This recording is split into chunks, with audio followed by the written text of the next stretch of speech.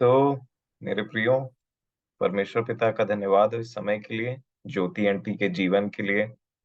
मैं भी परमेश्वर पिता का प्रभु यीशु मसीह के नाम से धन्यवाद देता हूँ कि जो उन्होंने इन बातों को हमारे साथ शेयर किया और मसीह और दुखों के बारे में अ, हमारी सहायता की इन वचनों के द्वारा।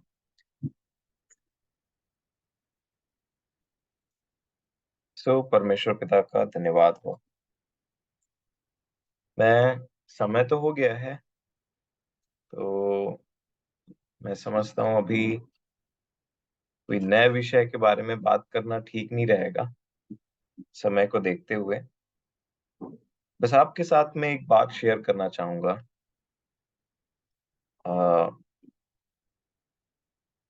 कि मेरे प्रियो, ये बहुत ही, चलिए एक वचन पढ़ लेते हैं। पहला पत्रस, पहला अध्याय, पहला पत्रस की पत्री, पहला अध्याय, और उसका 3 वचन से मैं आगे पढ़ूंगा। यहाँ पे लिखा है, पहला पत्रस पहला अध्याय 3 वचन से, हमारे प्रभु यीशु मसीह के परमेश्वर और पिता का धन्यवाद हो, जिसने यीशु मसीह के मरे हुओं में से जी उठने के द्वारा अपनी बड़ी दया से हमें जीवित आशा के लिए नया जन्म दिया। जितने हम गवाही देते हैं कि हमारा नया जन्म हुआ है, मेरे प्रियो, जब हमारे पाप क्षमा किए जाते हैं, एक शुद्ध विवेक दिया जाता है, परमेश्वर का प्रेम हमारे हृदय में डाला जाता है, तब से लेकर के एक एक समय आता है कि जिस दिन हमने उस नए जन्म को प्राप्त किया, उस जीवन को प्राप्त किया जो परमेश्वर से है, जो परमेश्वर का आत्मा प्रभु यीशु मसीह के नाम पर विश्वास करने और उनके लहू के द्वारा मेल मिलाप करने से हमें मिलता है।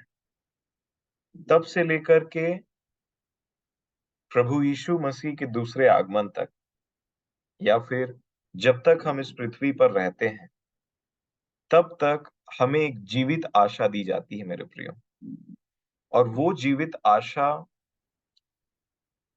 ऐसी है कि ये जो सुसमाचार है उसका बहुत ही अहम भाग है कि सिर्फ पाप क्षमा हो गए यहां तक नहीं, परंतु जब पाप क्षमा किए गए, तब उसके बाद में एक जीवित आशा दी गई कि अब तुमको प्रभु यीशु मसीह के दूसरे आगमन में उनके साथ में उठा लिया जाएगा। और जिनके पास में भी ये नया जन्म है, उनके पास में ये जीवित आशा है। क्योंकि अगर आप इफिसियों की पत्री, उसका दूसरा अध्याय और उसका 12 वचन देखेंगे, तो मैं आपके लिए पढ़ देता हूँ। इफिसियों 2 के 12 में, तुम लोग उस समय मसीह से अलग थे, जैसे ज्योति आंटी बता रही थी, तुम लोग उस समय मसीह से अलग और इज़राइल की प्रजा के पद से अलग किए हुए और प्रतिज्ञा की वाचाओं के भागी न थे, और आशाहीन और जगत में ईश्वर रहित थे। एक समय था मेरे जीवन में जब मुझे फ्यूचर के लिए, कि मेरा इस पृथ्वी के बाद में यहाँ पे, इस पृथ्वी के बाद के बारे में मुझे कोई आशा नहीं। और उस जीवन के बारे में बाइबल हमें ये सिखाती है, परमेश्वर का वचन हमें बताता है कि वो समय था जब तुम ईश्वर रहित थे और जब तुम आशाहीन थे, तुम्हारे पास में कोई आशा नहीं थी इसी जीवन के लिए, इसी जीवन में, और इसी जीवन में जीते, इसी जीवन के लिए जीते, इसी शरीर के लिए जीते और इन्हीं सब चीजों के लिए जीते। परंतु जब हमने सुसमाचार सुना, परमेश्वर के वचनों को जाना, और जब हमें वो आशा दी गई है, यहाँ जितने हैं सबके लिए वो आशा है, सबके लिए जैसा सुसमाचार है तो सबके लिए नया जन्म है, वैसे ही सबके लिए वो धन्य आशा है। और मेरा विश्वास है, इस संगति में रहते हुए, गवाहियों को सुनते हुए, वचन को सुनते हुए, प्रार्थनाओं को सुनते हुए, मैं ऐसा समझता हूं कि ऐसा जान पड़ता है कि हम में से बहुत सारे लोगों का नया जन्म हुआ है, परंतु जब आपका और मेरा नया जन्म हो गया तब से लेकर के उसके दूसरे आगमन तक मुझे और आपको उस आशा को, उस जीवित आशा को थामे रहना है मेरे प्रिय। और अगर आप पहला पत्रस पहले अध्याय में वापस आ जाएंगे तो लिखा है, वो जो आशा है ना, आप सब जानते हैं, बस मैं रिपीट कर रहा हूं इन बातों को, ऐसा मैं समझता हूँ। 4 वचन में लिखा है अर्थार्थ, मतलब उस जीवित आशा का एंड प्रोडक्ट बताया है कि क्या मिलने वाला है, क्या किस चीज की आशा हम रखते हैं। तो पहला पत्रस 1 का 3 मैंने पढ़ा, 4 में लिखा है अर्थात एक अविनाशी और निर्मल और अजर मिरास के लिए जो तुम्हारे लिए स्वर्ग में रखी गई है। तो जो हम जीवित आशा रखते हैं, वो सबसे पहली बात है कि देखी हुई वस्तुओं की नहीं रखते, और नंबर 2, वो स्वर्ग में है।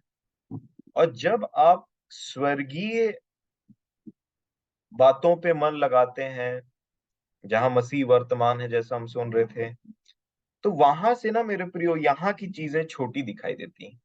यहाँ की तकलीफ, यहाँ की समस्याएं, यहाँ का टसल किसी भी चीज को लेकर के, जैसे आप पहाड़ में चले जाएंगे या प्लेन में ट्रैवल करते हैं, तो जितना आप ऊपर चलते जाएंगे ना, उतना चीजें क्या है ना, नीचे की छोटी छोटी दिखाई देने लग जाती है। और जितना आप नीचे में रहेंगे ना, उतना नीचे की चीजें बड़ी दिखाई देने लग जाती हैं। और इसीलिए ये वचन सुन करके होता क्या है पता है, अगर आप विश्वास करें और परमेश्वर के वचन को कार्य करने देते हैं, अर्थात परमेश्वर सामर्थ के साथ में जब उनका वचन काम करता है, तो ये हमारे अंदर में वो आशा को और क्लियर करता है, और कॉन्फिडेंस देता है, और आशा को बढ़ाता है। ये पवित्र आत्मा के सामर्थ के कामों में से एक है। और इसलिए इब्रानियों की पत्री में लिखा है 11 के 1 में, अब विश्वास आशा की हुई वस्तुओं का निश्चय है और अनदेखी वस्तुओं का प्रमाण है। एक निश्चयता आशा के लिए। और इसलिए हम में से जितने इन बात पर विश्वास करते हैं और आशा रखते हैं, इन वचनों को बार बार सुनने से, ग्रहण करने से, और अपनी इस मेंटेलिटी को पूरा ऐसे बनाने से, वो आपको अंदर से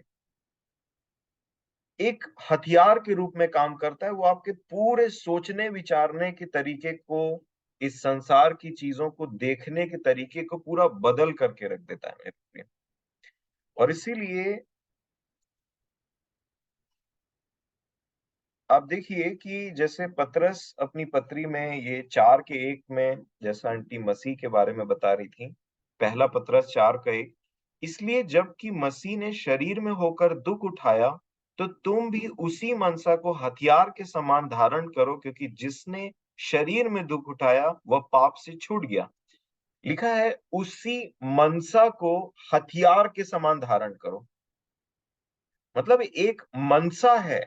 मसीही की शिक्षा, जो हम मसीही कहलाते हैं, वो एक मेंटेलिटी है जो आपके और मेरे अंदर के सोचने विचारने के तरीके को ट्रांसफॉर्म करता है, चेंज करता है।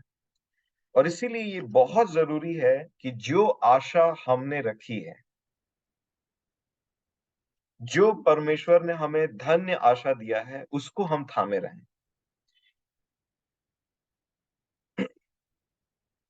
आ, रोमियो की पत्री, उसका 5 अध्याय और उसका 5 वचन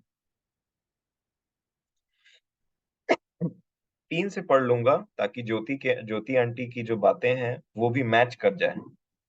रोमियो 5 के 3 में लिखा है, केवल यही नहीं, वरन हम क्लेशों में भी घमंड करें, यह जानकर कि क्लेश से धीरज, और धीरज से खरा निकलना, और खरा निकलने से आशा उत्पन्न होती है, और आशा से लज्जा नहीं होती, क्योंकि पवित्र आत्मा जो हमें दिया गया है, उसके द्वारा परमेश्वर का प्रेम हमारे मन में डाला गया है।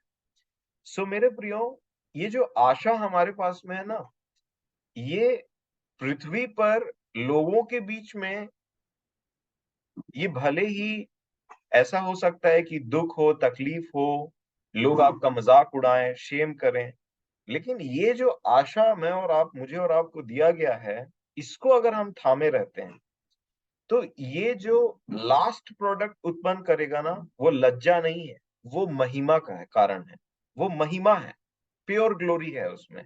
और इसलिए जितनों ने भी विश्वास किया है, हमें चाहिए कि अपने आशा के अंगीकार को दृढ़ता से थामे रहें।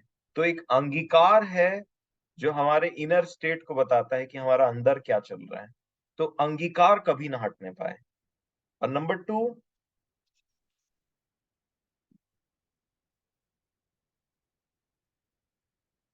अगर आप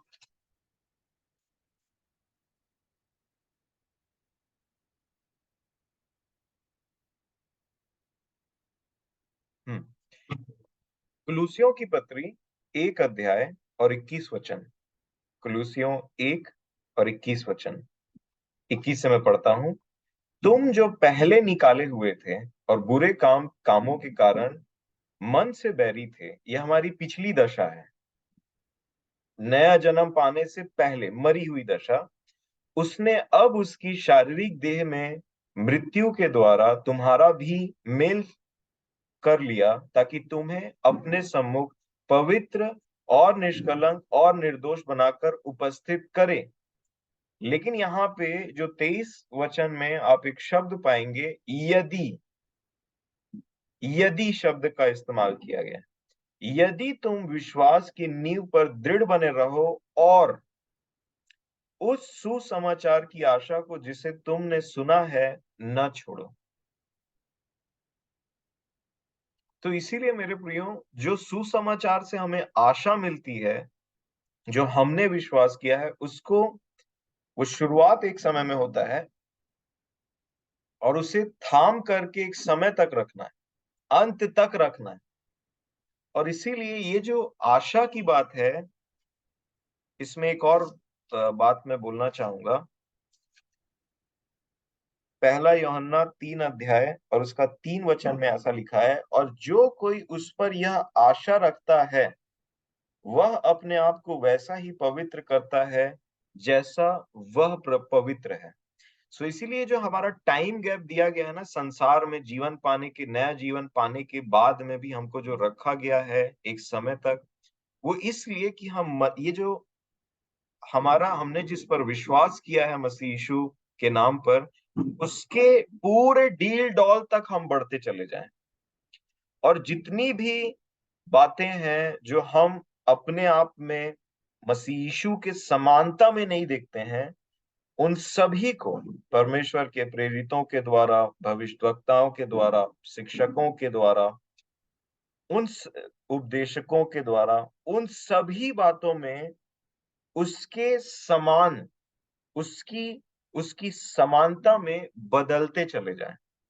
और ये तब होता है कि जब आप उसकी ग्लोरी को देखते हो, जब आप उसके महिमा को देखते हो, उसके जीवन को देखते हो, मतलब एक ज्योतिर्मय जीवन को देखते हो, और उसी ज्योति से आपके जीवन पे, मेरे जीवन पर ज्योति और ज्यादा चमकती है, और हम उसको ग्रहण करके ज्योति में आ जाते हैं। और इसीलिए हम सभी ने, जितनों ने विश्वास किया है, आपको पता है कि कई बार ऐसा सुनने में आता है, या हम सब जानते हैं कि जब प्रचार होता है किसी बात का, तो उसमें संसारिकता की चीजों को ऑफर किया जाता है कि ये है तो वो मिल जाएगा, ऐसा हो जाएगा। लेकिन एक्चुअल में परमेश्वर ने अपने पुत्र को इसलिए भेजा था कि हम अनंत जीवन पाएं। तो जो हम मरे थे उनको जिलाया, और जिलाने के बाद में एक धन्य आशा दिया। और यही धन्य आशा को अगर हम थामे रहें, पकड़े रहें, तो यही हमको उसके आगमन तक एनकरेज करता है।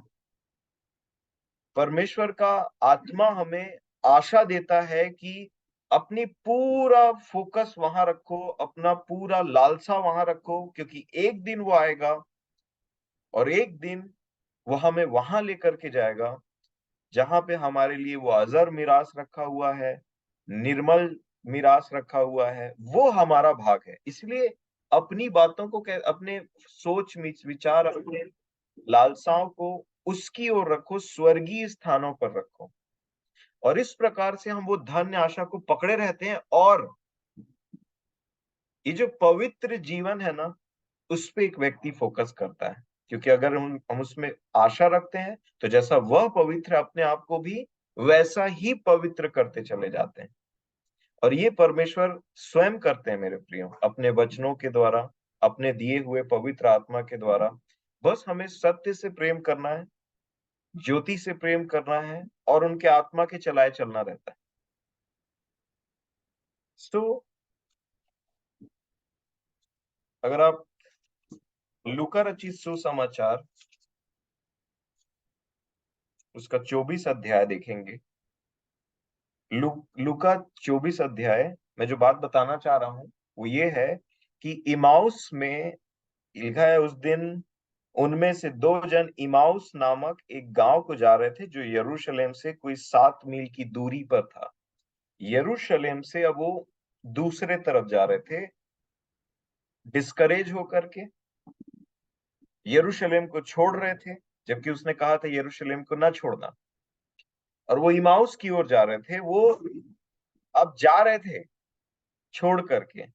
और जब कोई व्यक्ति ऐसे स्टेज में आ जाता है, तो मैं आपको यही एनकरेज करना चाह रहा हूं कि उनके यरूशलेम को छोड़ के, परमेश्वर के नगर को छोड़ करके जाने का एक रीजन था, कि जो वो लोग जा रहे थे, डिस्करेज थे। इवन उनसे पूछा गया कि क्या हो गया करके, तो थोड़ा समय के लिए वो खड़े रह गए, चुपचाप, कुछ बोल नहीं पाए। कभी कभी ऐसा होता है ना, एक आदमी बहुत ज्यादा डिस्करेज्ड हो जाता है, उसका माइंड सही नहीं रहता। तब उन्होंने वो रीजन को जब बताया, तो मैं आपका ध्यान 24 अध्याय उसका 19 वचन से पढ़ना चाहूंगा। ठीक है, 24 का 19। जी, लिखा है, उसने उनसे पूछा, कौन सी बातें? उन्होंने उससे कहा, यीशु नासरी के विषय में, जो परमेश्वर और सब लोगों के निकट काम और वचन में सामर्थी भविष्यवक्ता था, और प्रधान याजकों और हमारे सरदारों ने उसे पकड़वा दिया कि उस पर मृत्यु की आज्ञा दी जाए, और उसे क्रूस पर चढ़वाया। परंतु लिखा है, हमें आशा है नहीं थी। उन्होंने बोला, हमें आशा थी कि यही इजराइल को छुटकारा देगा, इन सब बातों के सिवाय इस घटना को हुए तीसरा दिन है। उन्होंने बोला, हमें आशा थी। और मैं आपको यही बताना चाह रहा हूं, जब आशा थी में आ जाता है नहीं, तब वापस जीवन में जाने का, जहां से हम निकल करके आए थे, बहुत बड़ा अवसर होता है। परंतु अगर हम उस आशा के अंगीकार को, उस धन्य आशा को दृढ़ता से थामे रहते हैं, तो सबसे पहली बात, हम एक अनदेखे चीज पर, जिसको परमेश्वर ने वादा किया है, एक निश्चयता के साथ आगे बढ़ते हैं। नंबर 2, हम पवित्रता में जीवन बिताते हैं। और ये आशा कम नहीं होती मेरे प्रियो, ये आशा और बढ़ते चले जाता है। और आप रोमियो की पत्री 8 अध्याय उसका 24 और 25 वचन को देखेंगे, रोमियो 8 और उसके 24 और 25 वचन में लिखा है कि इस आशा के द्वारा हमारा उद्धार हुआ है। परंतु जिस वस्तु की आशा की जाती है, जब वह देखने में आए, तो फिर आशा कहाँ रही? क्योंकि जिस वस्तु को कोई देख रहा है, उसकी आशा क्या करेगा? परंतु जिस वस्तु को हम नहीं देखते, यदि उसकी आशा रखते हैं, तो धीरज से उसकी बाट जोतते हैं। आप कहीं पैसों का नुकसान हो गया, कहीं किसी ने कोई बात बोल दी, हर बात में एक एक बात आपको जो सुकून देगा, कि अभी भी हमारे लिए वो धन्य आशा है। और जब वो चीज आता है मन में, तो हमको परमेश्वर का आत्मा सहने के लिए या वेट करने के लिए धीरज प्रदान करता है। समय हो गया, इसलिए मैं एक वचन पढ़ा के अब खत्म करूंगा इसको। रोमियो की पत्री 5 अध्याय और उसका 13 वचन में एक बात लिखी हुई है।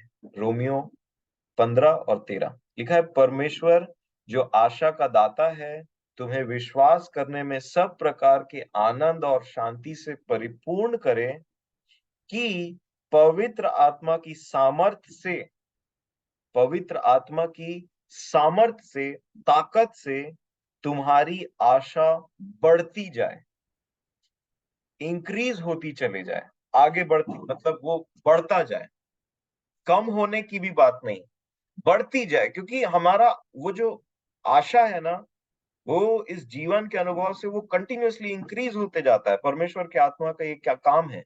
हमारे मन में प्रेम उत्पन्न करना, हमारे मन में आशा उत्पन्न करना, विश्वास का बढ़ाते जाना।